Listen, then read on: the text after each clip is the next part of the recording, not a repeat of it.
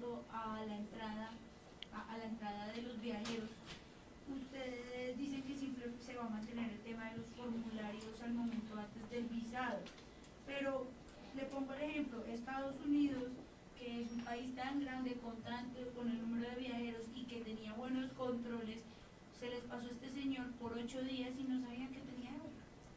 Por qué no aplicar otro tipo de medidas, teniendo en cuenta que pueden ser 3 personas que ustedes dicen que pasaron por los países de brote, pero no se puede hacer otro tipo de medidas que de pronto puedan, que, que puedan ser más efectivas que el formulario, que son simples preguntas?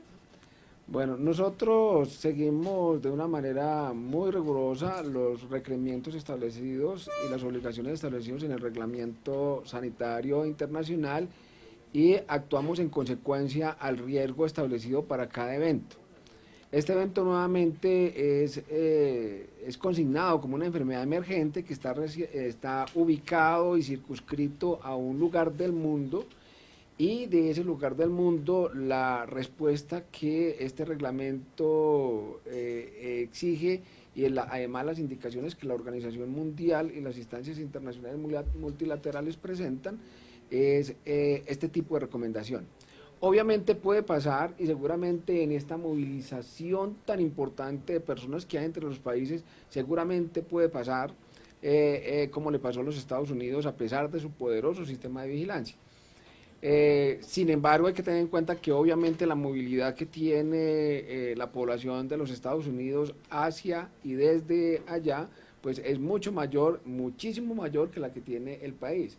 Por eso consideramos que, pues así como ha sucedido en los 2 casos que se les ha comentado, fueron detectados temprano y oportunamente, seguidos como deben de hacerse, los monitorizamos durante los 22 días que se mantuvo el periodo de incubación de acuerdo a lo establecido pues en este tipo de enfermedad, y ya fueron dados de alta, si se puede decir así, o digamos sacados del seguimiento, dado que no cumplieron con los criterios, y podemos dar como esa parte de tranquilidad.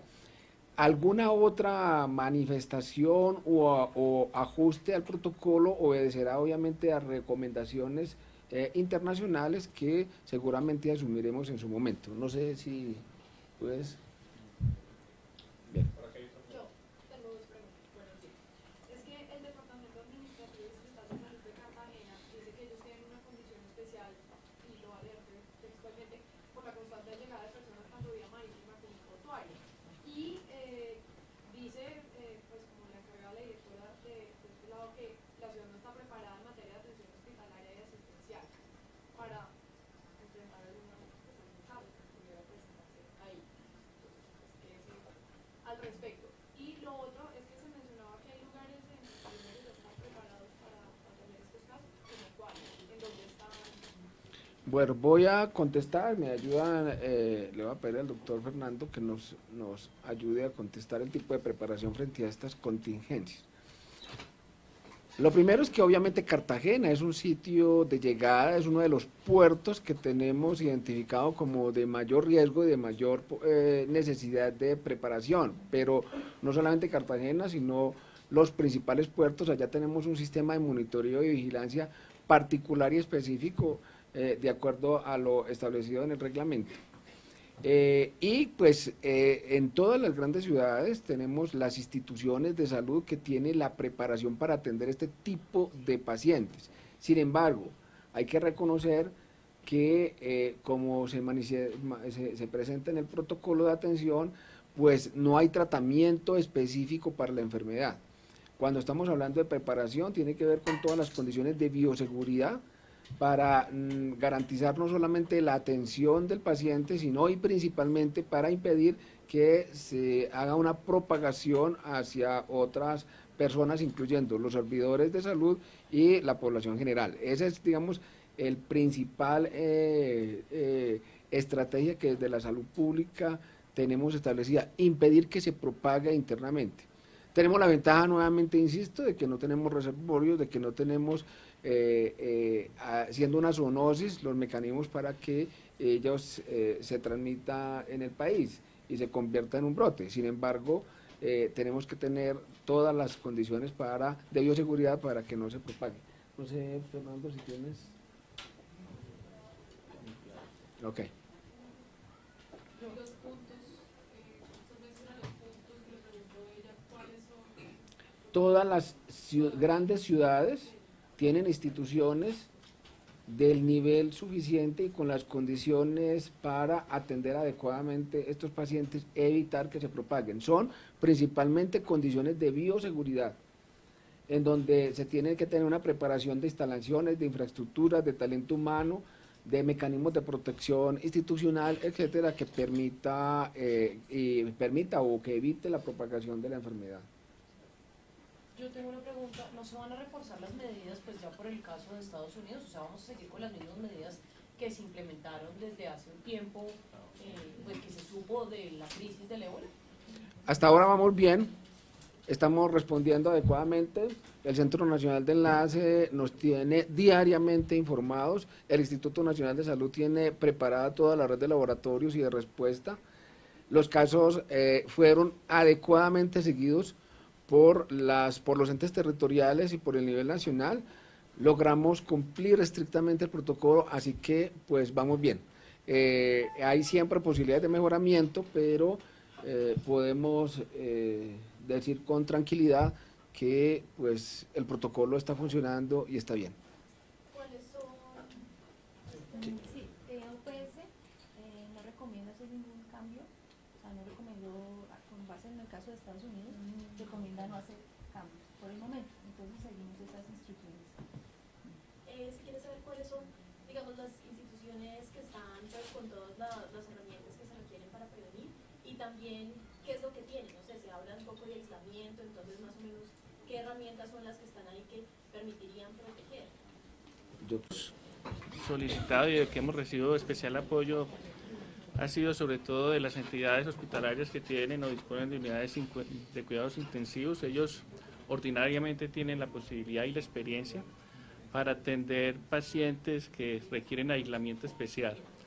Lo que hemos además insistido y distribuido es el protocolo que para el tema de atención se tiene disponible y con ello realmente lo que intentamos interactuar de manera pues por lo menos cercana es eventuales necesidades adicionales. Hasta ahora no había de manera especial ninguna solicitud, pero esas unidades, sobre todo las que disponen, como menciono, de unidades de cuidados intensivos, desde luego van a poder dar la respuesta que se requiere.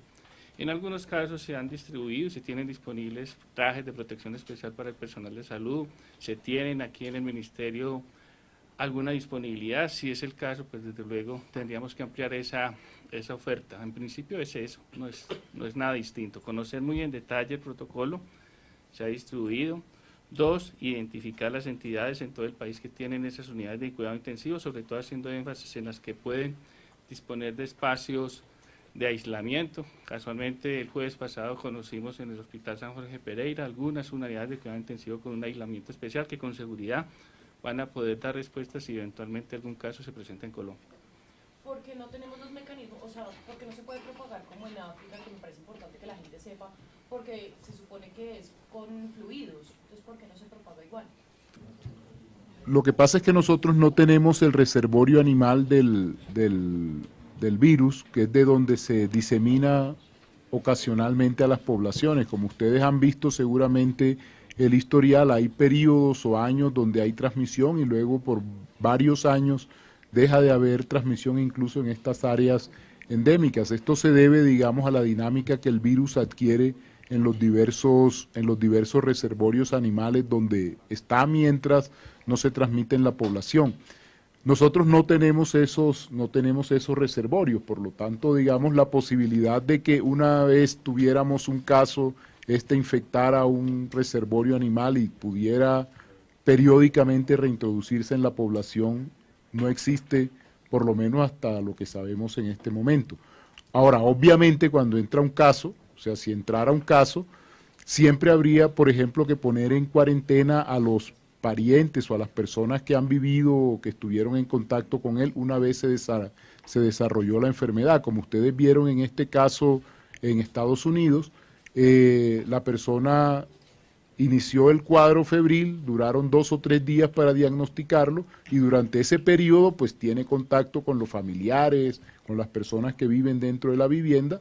A esas personas pues hay obviamente que ponerlas en cuarentena, en aislamiento, mientras se determina si están o no infectadas. Pero más allá, digamos, de la posible diseminación a las personas que conviven con la persona, mientras se hace el diagnóstico y la detección, no hay más posibilidad de que hayan otros focos dentro de la población. Doctor, yo tengo una pregunta. ¿En qué momento empieza a ser contagioso el ébola? ¿Es verdad que solamente desde que la persona presenta síntomas o desde antes ya puede haber algún riesgo? ¿Y qué pasaría si Estados Unidos no descarta que haya más contagiados y que esos otros contagiados estén viajando permanentemente si en el formulario no se pregunta, digamos, si otros 3 países de África? Sí, digamos que una ventaja, entre comillas, es esa, que los pacientes solo empiezan a ser transmisibles una vez que tienen una enfermedad, la enfermedad clínica, que es muy grave, es decir, es una enfermedad incapacitante, no permite prácticamente que la persona esté deambulando por allí. Y como ya se ha mencionado varias veces, el medio de contacto principal pues son los fluidos, los líquidos de la persona. No es tampoco el convivir necesariamente con él o estar en contacto en la calle o en algún otro sitio.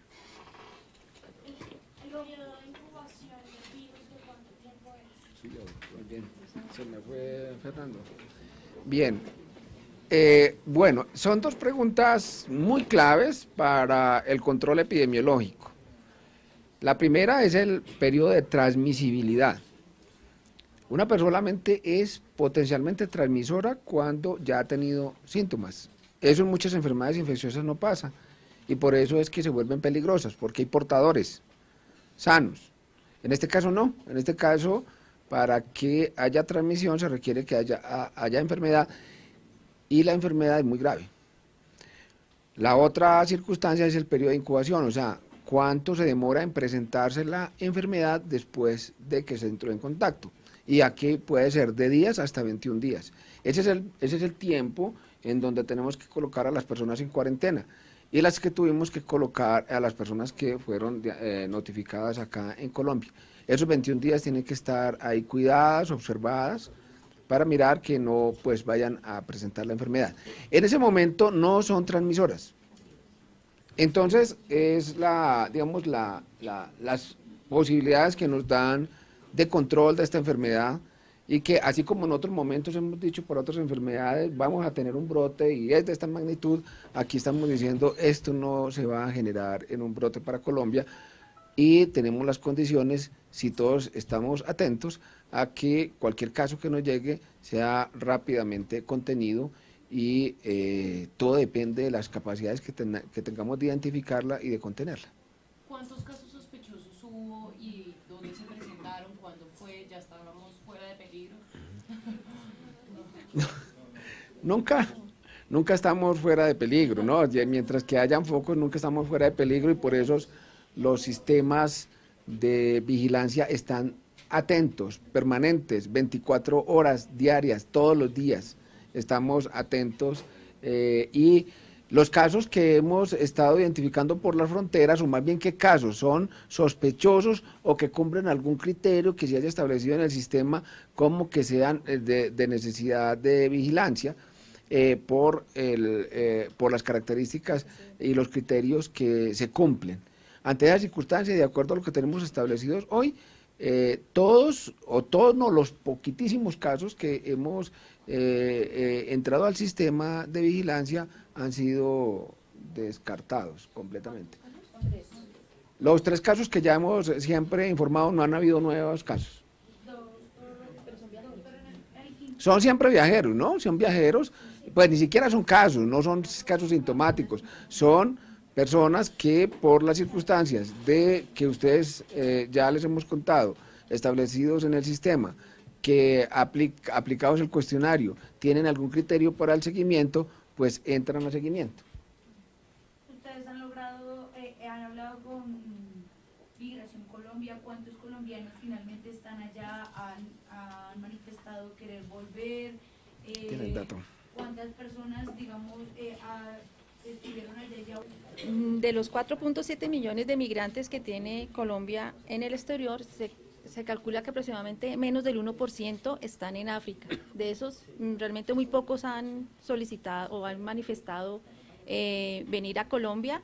Realmente fueron dos personas de las que tuvimos notificación de que venían al país. Igual se les hizo seguimiento adecuado, que hacen parte de estas 3 personas que les mencionamos y otra persona que se identificó después. ¿Sí? Igual el flujo migratorio es muy escaso, ¿sí? Muy poco, entonces realmente no. ¿Qué tan? Pregunta. Estuve leyendo y decían que en África una de las principales causas de transmisión era que cuando las personas estaban enfermas tomaban un vehículo y para ser transportados a los centros de salud. Como el sudor es uno de los fluidos, se quedaba impregnado en las sillas y eso afectaba. ¿Se puede dar esa transmisión? No, el sudor no es uno de los fluidos, digamos, donde está contenido el virus. El virus está contenido en el líquido de vómitos, de sangre, de orina, de materia fecal, de semen. Esos son, digamos, como los principales fluidos donde el virus se encuentra en cantidades lo suficientemente importantes para que otra persona que entre en contacto con esto, ya sea directa o indirectamente, pueda ser contagiado, que es algo importante también de resaltar. No es solamente estar en contacto, digamos, tocar el vómito o el fluido, sino también un objeto contaminado con este fluido podría, digamos, ser un vehículo de transmisión a los contactos cercanos, pero hay que insistir, son los contactos cercanos los que tienen contacto normalmente con eso. En África son principalmente los familiares los que conviven con la persona, que empiezan a cuidarlo una vez está enfermo, ¿sí? Y por lo tanto entran en contacto con estos fluidos, y los trabajadores de salud, que también por su condición están. Doctor Fernando, ustedes están trabajando con Avianca para capacitar el personal aéreo sobre detectar casos sospechosos en viajeros, pero digamos, hay posibilidad de que una persona que esté en la entrada de un aeropuerto lo vea y diga, este es sospechoso porque tiene cierta conducta, ciertas condiciones físicas que lo pueden hacer sospechar. O sea, como ya se mencionaba, la persona solo empieza a ser contagiosa una vez está enfermo y la enfermedad es muy grave. Es decir, alguien que empieza el primer día con infección por ébola tiene una fiebre muy alta y un malestar general muy, muy fuerte. Es decir, no entiendo muy bien, digamos, como la pregunta, pero una persona puede estar enferma en el aeropuerto con fiebre y no ser necesariamente, digamos, ébola o tener nada sospechoso.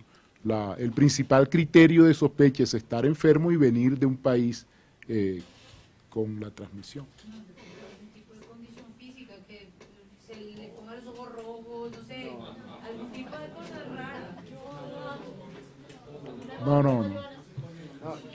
Joanita, Joanita, no hay ese tipo de riesgo. No es como la influenza y no se transmite como la influenza.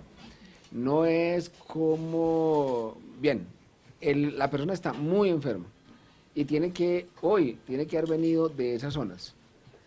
Eso es la principal condición para estar en no se puede generar el pánico, ni estamos tomando las medidas de control que se tomaron, por ejemplo, para el SARS o para otro tipo de epidemias parecidas.